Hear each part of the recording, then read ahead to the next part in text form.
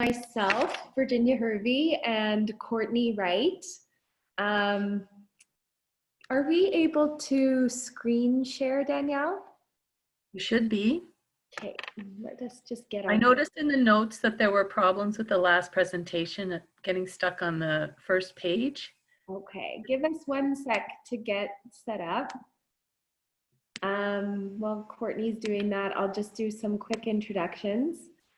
For those of you that we haven't met, my name is Virginia Hervey, and I am one of the program coordinators with Resilient Families at Hull Services. My co-coordinator, Deanna Thorson, could not be here today. And with me is Courtney Wright, one of our senior resiliency facilitators, who specializes in doing in-home support and running various groups for our families. So we are here to talk about the program today, and I'm gonna turn the floor over to Courtney, who is our expert at this service. Thank you, Virginia. So just an introduction for anybody who doesn't know what we do in the population that we serve. We're located in the community, so our office is in the southeast site. We're out of the Forest Lawn, Dover area. You might be more familiar with our southwest site, which is in Woodbine. So we do the community portion of things, and we've just started with Resilient Families, which we feel so blessed to be doing. Our families are anyone who has dependent children under 18, so there's no one that's excluded from that. The only thing would be that if the children are residing out of the home, that the potential would be there for the children to reside back in the home. So that is what we do. We try and keep families connected, families together, and we go into the home to set goals that make sense for them. So this is just the vision and the mission statement from Hull. So it's like a prevention and early intervention program, and we feel very lucky to be partnered up with a lot of you. So a little bit about it is the in-home support. So generally we're doing at least an hour a week with each family in their home. Right now that looks a little different. So we've been adjusting to doing it over Zoom, phone calls, texting. We usually run groups in person, so a lot of that has been happening over Zoom as well. We've been teaching classes to teens, classes to adults, parents, anybody that we can serve. We pair up with our clinicians and run groups alongside them as well. So we're just trying to reach people in the best way possible, whatever works for them. So the in-home support is spending the first 45 days getting to know our families, our clients, what their needs are, what their strengths are. We spend a lot of time talking about what's working well so that we can then go in and say, okay, what's maybe not working so well, and let's strengthen that a little bit. Do you have anything to add to that, Virginia? Not really. Some of you may be familiar with a couple of our longstanding in-home programs at Hull, Lasting Impressions and Family Initiatives. We like to think that we've modeled Resilient Families as a blend of both of those programs, Family Initiatives being a longstanding contracted service with Children's Services to work with families that have status in the community, and Lasting Impressions being an AHS partnership program for us working with families where the parents identify as struggling with mental health. So we've really taken kind of the best aspects of both of those in-home programs and applied it to Resilient Families.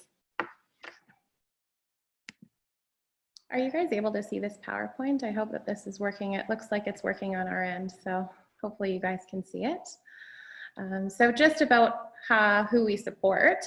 So families with parenting challenges, we've talked about fluctuating mental health. So that's like the Lasting Impressions program. We have a bit of a blend with them. So 2 of us are trained in facilitating dialectical behavior therapy groups. So we partner up with them and we teach those 12-week groups. Families needing connection to community services and support. So we're going in there and seeing what can be accessed in the community, because this would be a long-term thing. Families experiencing ongoing stressors in the home. So what is a struggle for them on a regular basis? These are community families. So as Virginia talked about, there are programs that we have that serve status kids. So sometimes we do get children with status. The hope is that we're strengthening what we can in the home, and that anybody needing further support is going to a more intensive program. and then some worry about their own or their children's wellness. So oftentimes we'll find parents have struggles with mental health, and we're helping them identify those things. A lot of times it's spent looking at that kind of larger family system. Do they have a family doctor? Do they have a psychiatrist? Have their children been assessed? What are they needing for supports, maybe in the CBE or the Catholic systems?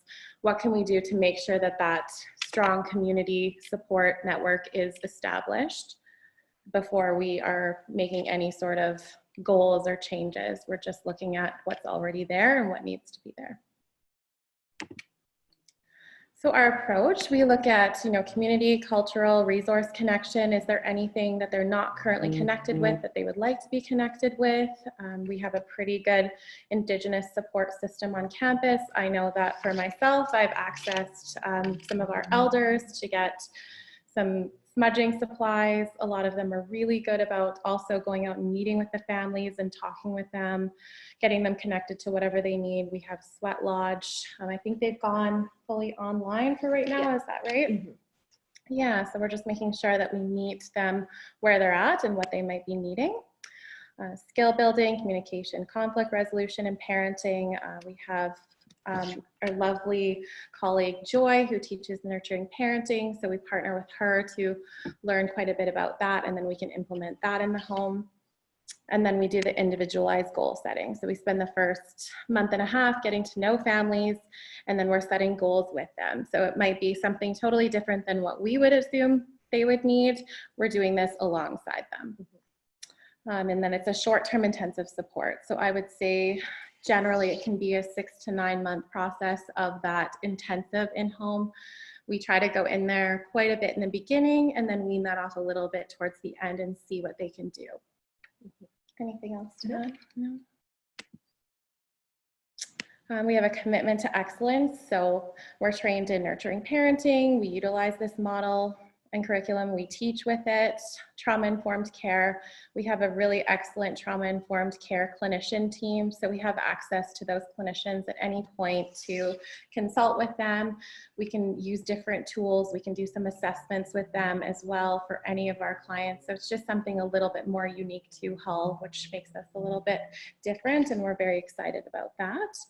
And then the dialectical behavior therapy group. So currently we've been doing it for parents. We've been talking about if we need to adjust that a little bit to meet our youth where they're at. We've also had some partnerships with U of C where they've done some other kinds of groups. The Unified Protocol group with some of our clients just wrapped up. That one, I've heard only good things about that. That was for teens.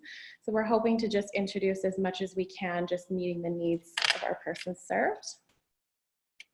And we just also had the Zones of Regulation group with our teens, which was quite successful. So that one, they're trying to do online, a little bit harder to engage teens online. So that's been a bit of a challenge, but we have lovely partners in our family initiatives group that like to engage with teens. So that was great.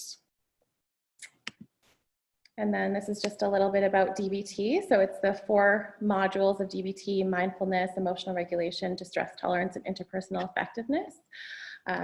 We kind of had to adjust this after teaching it in person. We are doing it fully on Zoom now. It seems to be fairly successful. We weren't sure, but it just also means that families and parents can have kiddos at home while also still engaging in this. And it's about an hour and a half to 2 hours once a week for 12 weeks. And then the 13th week being a partnership with our clinicians to do some brain and body trauma-informed care discussion about DBT. Anything else you'd like to add to this, Virginia? Just that in particular with our facilitators that are trained in delivering DBT group, our families can be supported as well by implementing individual DBT training in their home as well. So this is just a little bit on how to access us. So it's a self-referral program. We often encourage this with a few of our programs. It just means that they really want to work with us. So they self-refer through the hub. Our hub is in the Southeast. We have hub partnered with Families Matter, which is great. So Midnapore and then the Northeast location.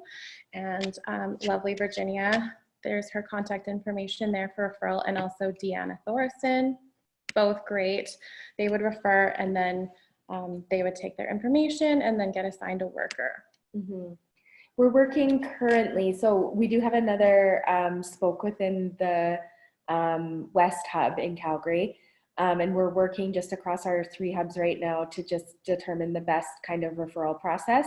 If a referral is coming to us from the hub itself, we're working hard to not duplicate the process for families and ease them into service.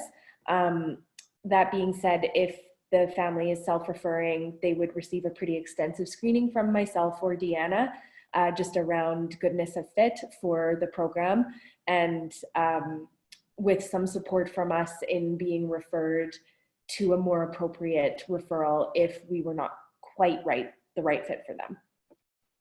I think just one more thing that I thought of while Virginia was talking was that we also have 24/7, they have access to someone. So one of our staff is always on call 24/7, 100% of the time. They can call at 11 o'clock at night, get crisis support in the moment. Mhm. So our phones are all forwarded in the evening time to at least one person. So then they would always get someone. So that's, I think, the intensive part of the process, is just having that immediate access to crisis support. Just going to open it up to questions.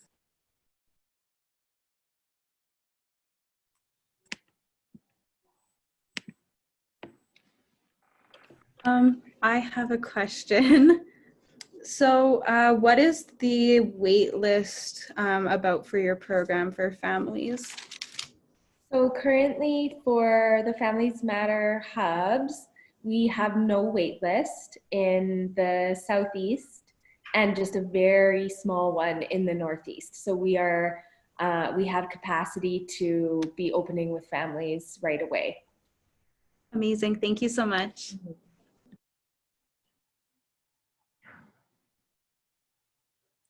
How often do you offer your groups? We're hoping to have an idea of a more regular schedule. I would say DBT historically has run twice a year through Lasting Impressions. Now that we are partnering that with Resilient Families, we're seeing an increased demand, and we're actually doing 2 groups simultaneously this fall, with anticipation of doing another one in January and another one in April. So I think that we will be attempting to be responsive to the demand, particularly for DBT, because we recognize that it's such a challenge for families to access that particular service in the community. In terms of nurturing parenting groups or zones of regulation, again, we're just trying to take stock of the demand right now. We seem to be getting prepared to run a zones group for kids starting in October. So stay tuned for an invitation to that. And what's the age group for the kids? As long as they can write, they can take part in the group. So we've had kids as young as 6, but that being said, to that age group requires a little bit more support.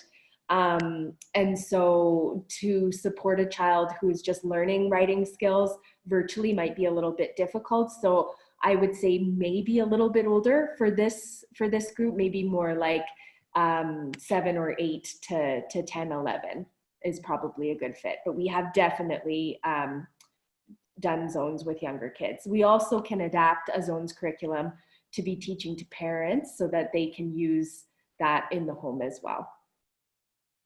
I'm just looking at the questions here, Darlene. A parent workshop for what is DBT, and if parents are interested can sign up.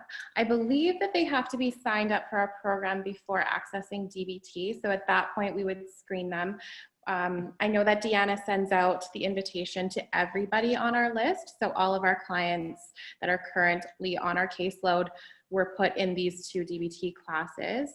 So I can also get Deanna to send out that email on information of what DBT is, if that would be helpful to all of you. Yeah, and so just to clarify, currently we are signing up parents for DBT based on being intaked into Resilient Families. If the demand is increasing for that, we may look at another configuration and not have the in-home support component as a contingency for involvement. But as of right now, if families can have access to the groups that we have through signing up for in-home support with us. It is a pretty intensive program, being that it's 12 weeks, 2 hours a week. It does require a lot of practice to be done at home, and then being assigned to a worker is extremely helpful because that worker will always follow up and check in on them and see how they're doing. It does bring up a lot of emotions for people. It is a pretty intensive, intrusive therapy. Mm-hmm. And I would say we've learned through years of doing these groups that best practice is that if the parent involved in the group is not attached to an in-home support worker, that we have an agreement that they are attached to a clinician in the community to continue to support them with what may be coming up for them in the group.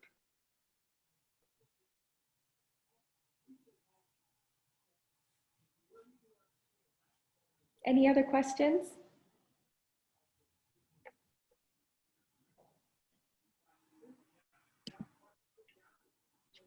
Well, thank you very much, Virginia.